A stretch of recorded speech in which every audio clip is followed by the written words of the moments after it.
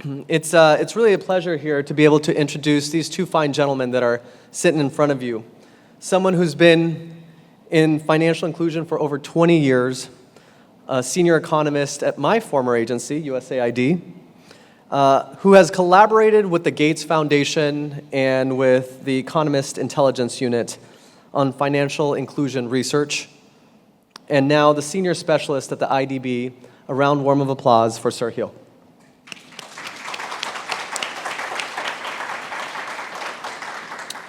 And most of you know the other individual that I'm going to introduce now. He's been in the tech sector, in the financial services sector at Bain & Company. And coming in to Accion, he was interviewed, and he made this great statement. I don't know if you know what I'm about to say. He said, "I'm passionate about responsible solutions for those that feel most excluded." Please, a round warm of applause for Karthik Venkataraman. Thank you. And I'll leave it to you. Great. Thank you, Frank, for the warm introduction. And thank you all for coming. We are the last thing between you and dinner this evening.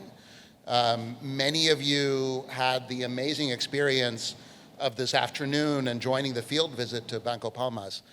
How many of you are carrying your card from that experience?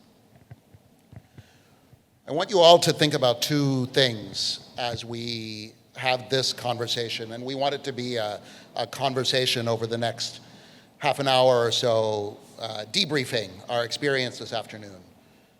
For many people, this card will be the first card that they will have received with an ability to purchase something like some of us were able to do this afternoon. The second thing is, I want to reiterate that this card is made of bamboo. And I think it's really interesting to think about the through line of responsibility from everything we're going to be talking about over the next day and a half as we talk about responsible outcomes in the work that we all do, but even the construction of this card as environmentally responsible, I think is something to reflect on and quite powerful. You'll have a chance to see Joachim tonight, I believe, at dinner. Is that right? So please do thank him. A really heartfelt thanks to their team at Banco Palmas for welcoming us and really creating a great experience for us. It's a real privilege to be here in Brazil for this, and frankly, to be in Fortaleza. I had the experience, my first visit to Brazil ever, which has been an amazing few days. I spent the weekend in Rio, which is, of course, a truly amazing city. But I think it's great to be here in Fortaleza, the fourth largest city in the country, and maybe a city that many of us would not have normally visited in the course of our work or tourist experiences in Brazil. So reflect on that and enjoy being in this amazing city. Brazil represents a great example of both the opportunities and the risks that come from rapid digitalization of financial services and products. In 2020, in late 2020, as most, if not all of you know, Brazil launched the national Pix payment system, fast payment system, allowing Brazilian people, companies, and government entities to send or receive nearly instant payment and transfers. Less than 4 years later, 140 million adults, approximately 80% of the country's adult population, use Pix today. That data is actually already a year old.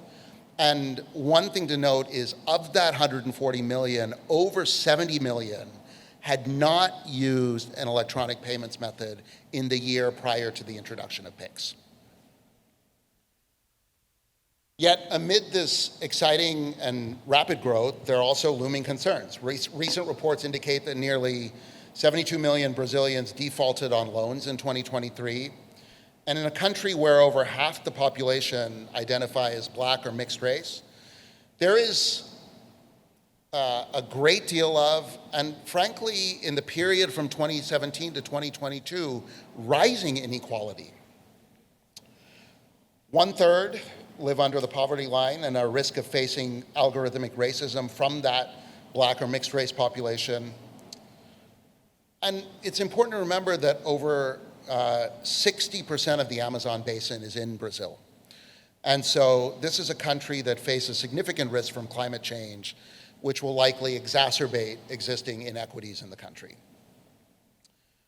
We had an opportunity to visit an organization that emerged from the need to address inequities, vulnerabilities in society, and has done it in a really unique and interesting way. A few of us were talking earlier about how there aren't a lot of great examples out there of social credit and how they have been able to do this successfully at Banco Palmas.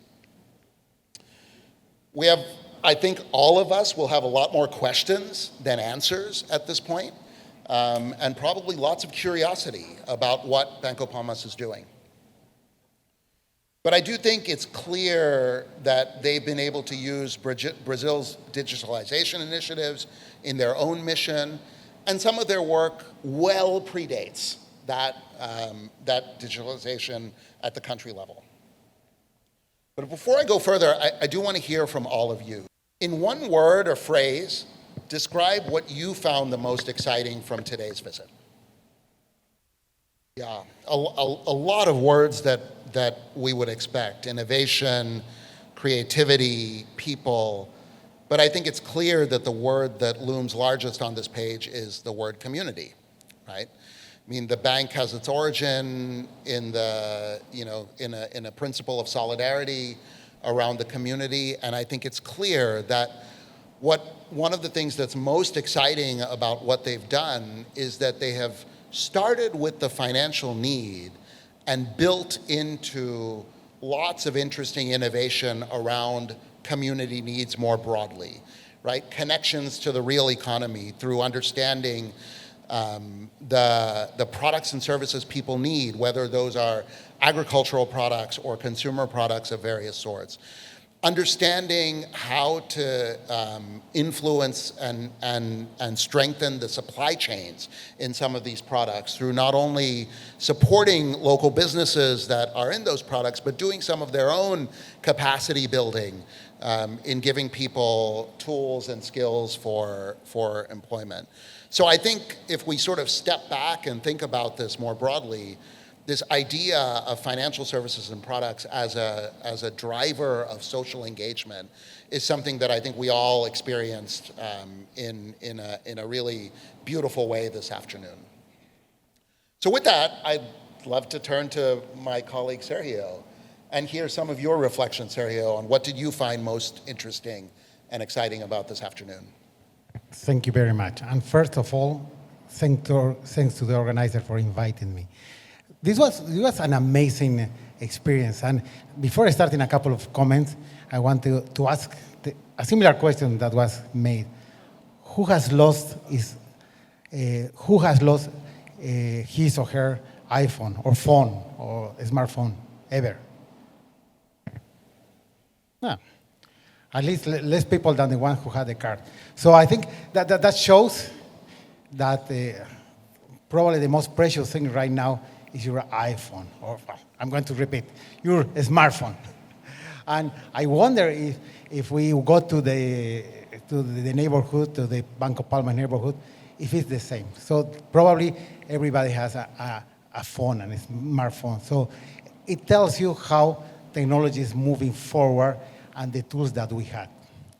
And I think this is important because whenever an initiative on financial inclusion or on any type of service start, context is important. And the context in this community gives the reason why it was born. It is a community. And why I'm saying this? Because when you see some innovations, you go, I'm from Bolivia, so I'm very proud of what happened in Bolivia with microcredit. There were reasons why microcredit was big in Bolivia. There were reasons why payments with mobile payment were big, and it's big in Kenya. And there are reasons why you have this innovation in Brazil that I have not seen in other places. And so whenever we propose a type of service or a type of institution, we have to be very aware of the context. So that's my first point. We need to really be careful on providing general recipes for success. They do not exist. What exists is context, and we need to be able to adapt whatever recommendation we give to this. I also was talking one colleague from GSMA, and I said, I'm going to use AI for my notes. And I did. And I talked to ChatGPT and asked it what's going on with Banco Palmas. And it was very good responses, technology integration, community base, a few things that I was about to say without citing ChatGPT, but I said, let's be honest in this room. But I think what sometimes we miss is that the personal contact is important. One question I had before going to Banco Palmas is why other financial institutions or other means of innovation didn't happen in that area. So now going there, you understand a little better that there's a lot of very poor people, probably not so connected. I understood that there was violence and you have to be careful with who you talk to, but within the community, they devise ways to face those problems. So once we devise or we're trying to do things in one community, we have to know to understand what's going on. And it really you have to actually be in that place to understand these things. No? And I was also thinking about pigs. It was really interesting how, when I came before, I'd been here like 15 years ago, I had some hard time using my card, but not anymore. However, a lot of people tell you that people need a lot of financial education to use your service. And I realize today now, there are two things that happen today. Yes, people can use cards, and they use the Bamboo card. They do understand it, they create it, and I'm sure, well, I'm not sure, but I suspect you didn't have to do a whole degree consultation or a course to understand how a card works, even though we have tons of classes on the web. They devise this in the context of the community, and it's working. The same happened today. I went, because of this presentation, I needed a haircut, and hopefully they did. I think a good job, hopefully. And but I went in the morning very early, and it was an 84-year-old barber, and he was working there for 68 years. And to be honest, I didn't have cash. And I said, well, it's going to be tricky. But he actually said, no problema. Or something, I don't know how it says, how I say it, but he actually got one of these machines that the people have here. He connected that. It took some time. I would say it took some time to put it on. I said, I think it's worked like this. But he figured it out probably in 5 minutes. So when a product like Pix or this product is created around the needs of the people, people will get it. Sometimes I worry too much when we want to adapt product and we say people don't understand the product. People will understand the product. People are not dumb. People are very intelligent. They do stuff that none of us would do it with very few dollars or reals. So we need to really understand what's going on. So I'm going to just say one more comment, and I think we can just pass the microphone to you. What worried me about the model that we saw, but of course I don't know all the details, is that it looked like it's filling a gap. So there's a gap being filled. There's a community, there's some sort of financial services. It looks like savings is not there because they say money needs to circulate. It gets here and goes out to the community. So that's not really savings as we know it. And it looks like there are some other services that are not there. So I wonder if filling this need is stifling other type of innovators. And I would say other type because this is an innovation. Sometimes we talk right now about innovation that has to do with digitalization or technology, but no, the innovation could be any type of thing that is new, exciting, and things like that. It doesn't have to be only something you have in your smartphone. But well, let me stop there. Yeah, and I think just to add to that, I think it will be interesting to see what the next evolution of Banco Palmas is, right? How they will use technology in the next evolution, because they will, clearly.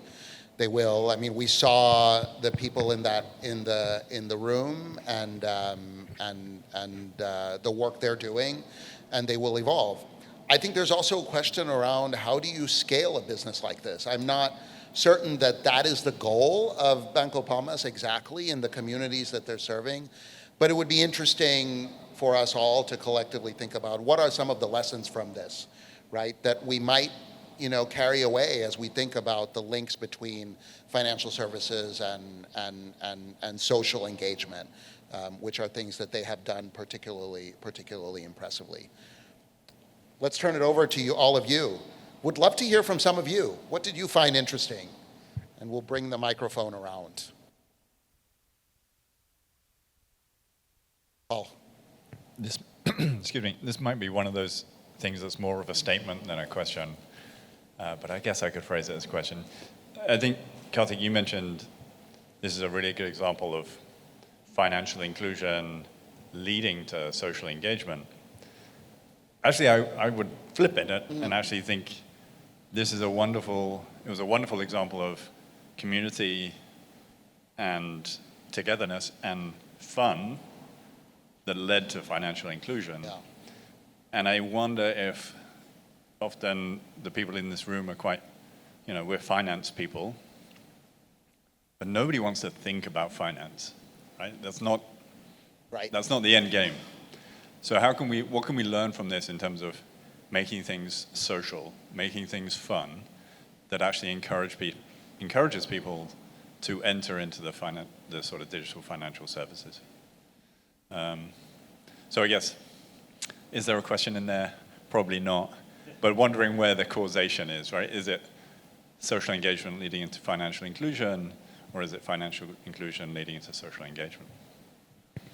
I think it'd be an interesting question for the founder, right? And how he and his founders thought about this. I do think it's hard to know, right, what the causation is, but they're clearly intertwined in a way that's really deep, right? Which I think is an important lesson. I think you make a really good point too around how, we sometimes think about abstractions or specific products and services without remembering the social component around it and the human in the room, right? So I think that's a great reflection. Thanks, Paul. Others? Can you please just say your name and your organization? Sergio Silva, a fellow from Mozilla Foundation and the Brazilian Association of Civil Society Organizations. I really found interesting how they were applying geographical intelligence to understand the neighborhood, to understand the maps, and even to understand how crime can affect the way that goods and services can or cannot circulate between the region. And I got excited about that, and I asked them about how they got this knowledge, and they say that they started the project through a mapping, because they started to map the commerces and the venues. And I think when people are really thinking about the land and the territory, they are more engaged with inclusion and with development. Yeah, it's really interesting. For those of you who weren't there, there are a series of maps around around their offices where they track a lot of things like our colleague is describing. And I think, through that, we were talking earlier about where did the data come from, and they are mapping it at that detailed level, right? Just to add one thing, probably this is the big data at the local level, no? And that's why I worry a little about all this rich information. It would be amazing it can be provided to others outside. I know we don't understand the internal communication, the politics, etc. But this type of information is the one that innovators usually look for when they devise their product. Good evening. I'm Dr. Ashish from Reserve Bank of India. So let me start from the basic. The first question which was there, whether it's a social inclusion to financial inclusion or financial inclusion to the social inclusion. And all over the world, we have seen instances where financial inclusion, which started in many ways, maybe by way of cooperatives or by way of some other kind of form of organization, but it has led to some kind of social transformation and a kind of socio-economic impact is there. So when cooperatives are involved or when communities are involved, so then the impact of financial inclusion multiplies and it goes in many, many different ways and it impacts the society. And one thing which you will notice whenever you will visit such kind of institutions, the kind of happiness and the kind of people, the pride people will have in showcasing their things. And that is phenomenal. That kind of the sense of attachment and the kind of, something which they have achieved as a community on their own. That's something which is very difficult to quantify in monetary terms. One lesson, what perhaps, I may say that on the issue of scaling, so this cooperative-led or social kind of institution, which is a social entrepreneurship into some kind of financial entrepreneurship, we should perhaps refrain from scaling that up. It cannot be scaled beyond a point, and it should not scale also. The moment it becomes, we put too much effort in scaling issue, and it becomes a pan-country phenomena, it loses its character. That inherent community, the glue of the community vanishes. And then it becomes something different. So the success of this model is a localized kind of setting, a milieu where people understand the local requirements. There is a social institution, there is a financial institution, and they are acting in very close connect with each other. And that's the way it works very well. It has worked in several parts of the world, including in India. There are several examples. The only thing which we need to do perhaps is to replicate this model in more localized manner in different parts, instead of trying to scale that up and one model becomes a pan-country model. Thank you very much. And there might be some percentage of the model that is, easily replicated, and then some part of the model which needs to be tailored, right, to the local conditions. But that data, they have that understanding of the community, and they can do that, right? That's great. Thank you. That's super, super insightful. Others? Other reflections? I have a comment there, but we're first there. Hi, my name is Fiorentina. I am the co-founder of TechCheck. It's a digital consumer organization in Mexico. Based on our perspective, for me, my question that comes to my mind when I was in the place is how this model solves the complaints of the users, and how do they protect the rights? Because for me, the clear direction is the protection of rights. So I have these questions. How do they solve these problems? How do they ensure that the rights of the people related to their money, to their consumption, are respected? No, if it's everything based on community confidence, I am very keen about to understand this. Thank you. Sorry.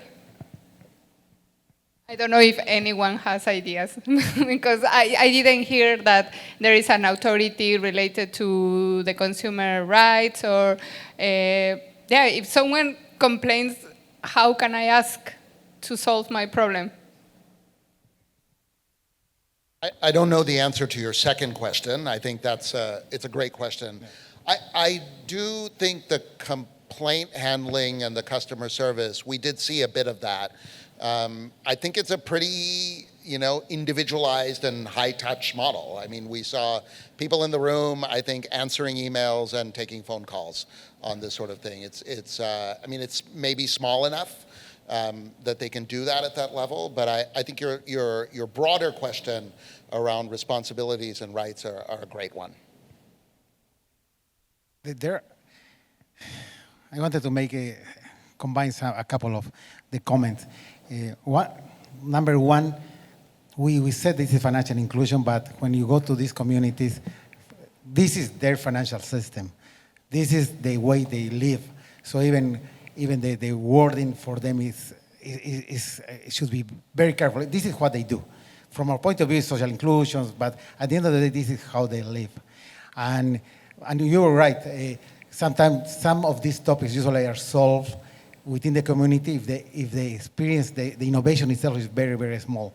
Once you get some type of a scale and you reduce the high touch, normally, you need the monitor is much more complex. But it's really interesting. This is not a new model. They have, I think, over 100 of these social currencies, and it's been in Brazil for a lot of years. So it's something to understand better. It still poses the question about scale, but you're right. Maybe we don't need to. We need to focus on what they do right and just to see what other service or what is missing, but not necessarily to replace this model that if it works.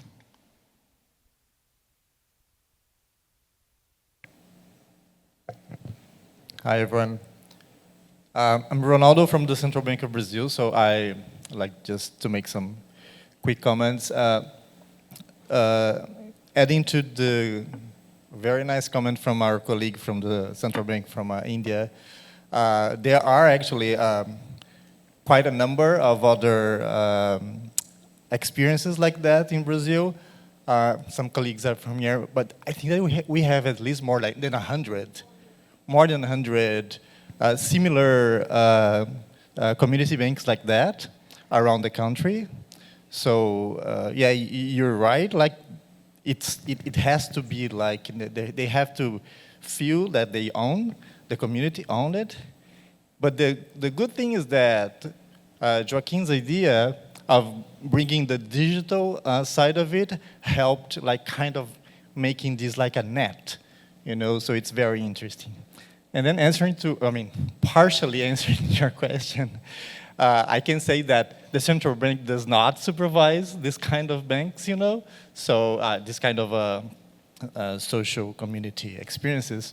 So just to make clear that we do not do it. I think myself that moral suasion is very strong because they have like the sense of community. So kind of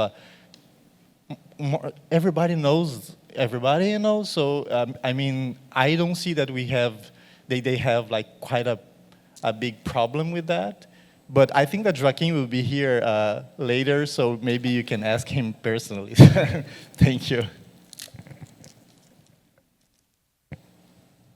Great. Thank you so much. Really, really helpful. Thank you. I think we had... Okay. Well, thank you. My name is Luiz Mansur, also from the Central Bank of Brazil. I'd like to make two comments. The first one is that I think that the history of Banco Palmas reflects and goes along with the history of Brazil regarding financial inclusion. You made a very interesting introduction point when in your opening remarks about financial inclusion leading to debt, excessive debt.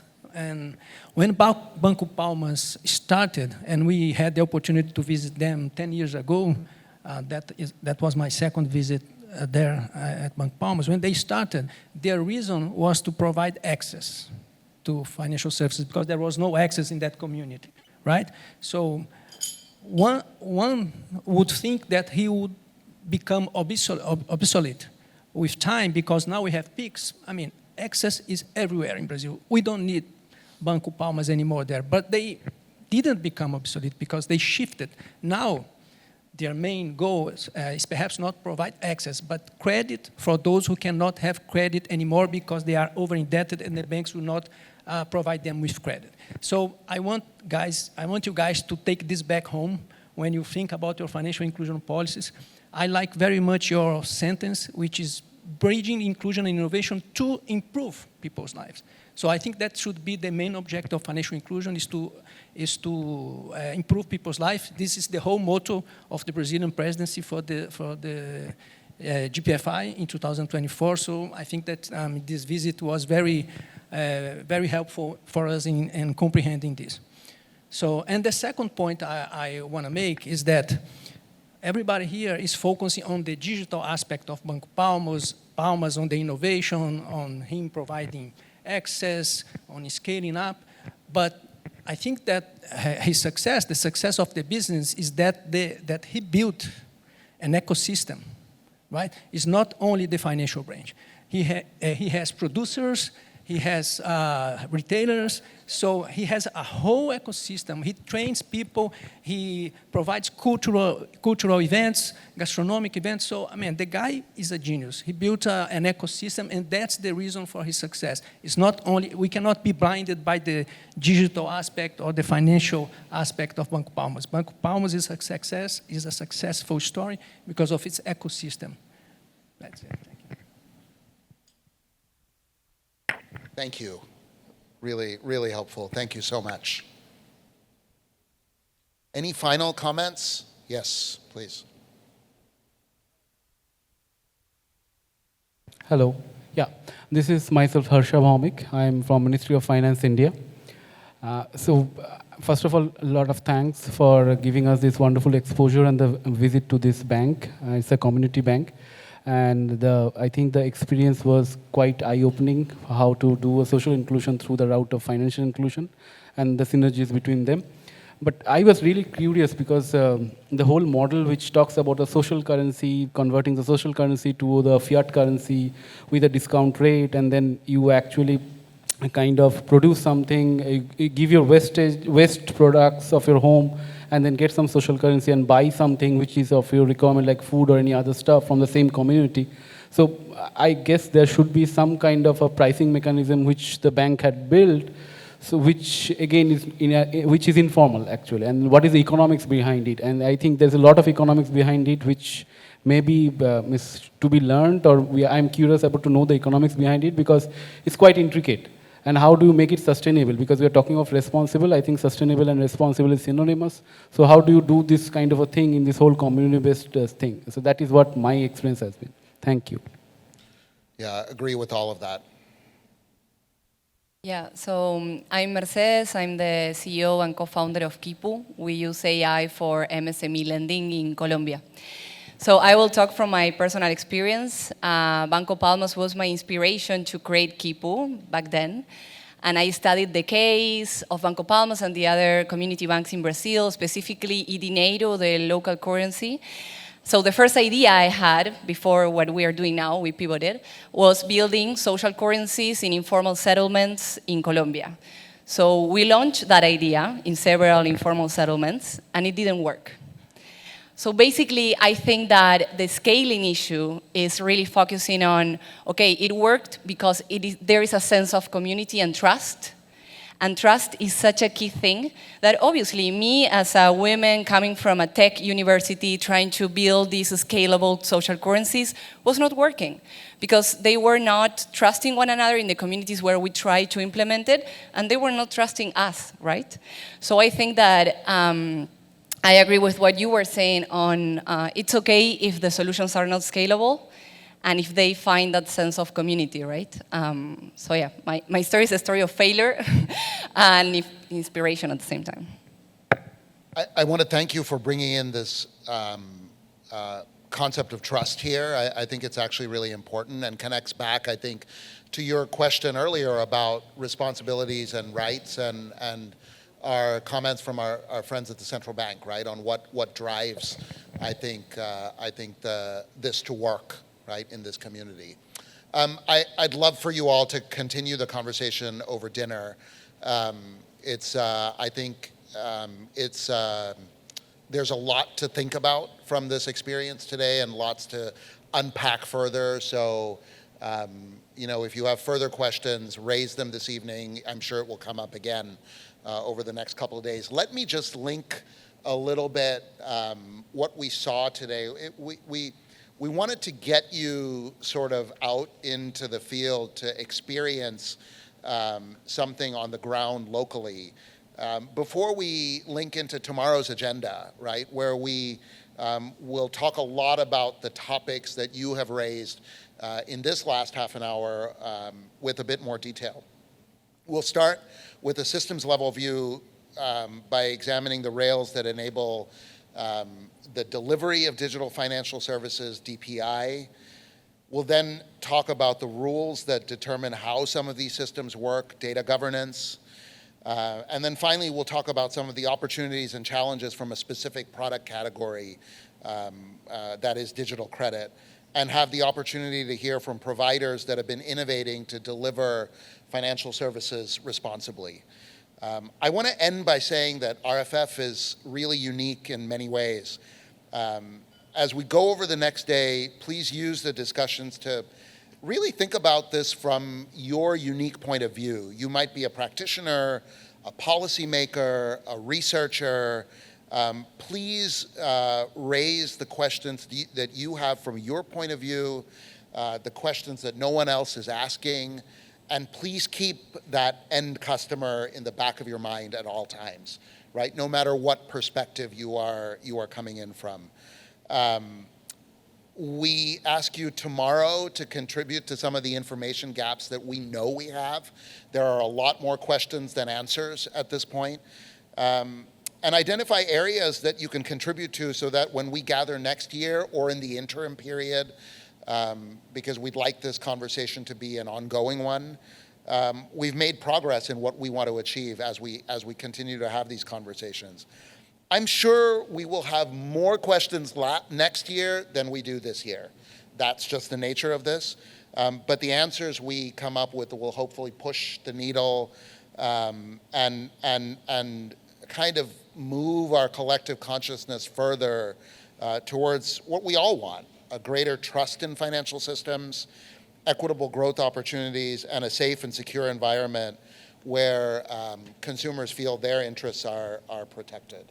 So with that, thank you again for joining, for coming to Fortaleza, and look forward to continuing the conversation over the next day and a half. Thank you. And with that, I'll hand it back to Frank. Thank you.